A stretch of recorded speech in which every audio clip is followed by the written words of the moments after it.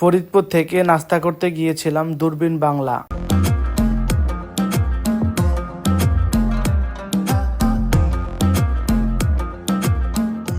ফরিদপুর থেকে সকাল 7টায় আমরা রওনা দিয়ে দেই এবং 9টার মধ্যে আমরা ঢাকা পৌঁছে যাই। ঢাকা থেকে সিএনজি করে 9:30টার মধ্যে আমরা দূরবীন বাংলা রেস্টুরেন্টে পৌঁছে যাই। সকাল 9:30টায় গিয়ে 172 নম্বর সিরিয়াল নিয়ে বসে রয়েছি, জানি না কখন ডাক আসবে খাবারের। অবশেষে 40 মিনিট দেরি করার পরে আমাদের টোকেন নাম্বারের সিরিয়াল এসে গেছে। ওইখানে যাবার পরে আমার হাতে একটি বই ধরিয়ে দেওয়া হলো এবং আমি বইটি মনোযোগ দিয়ে কিছুক্ষণ পড়ার পরে খাবারটি অর্ডার করে দিলাম। খাবার অর্ডার দেওয়ার পরে আমি বসে রয়েছিলাম কখন খাবার আসবে। এই ফাঁকে তাদের কিচেন সাইডটা একটু দেখে নেই কিভাবে তারা খাবার তৈরি করে।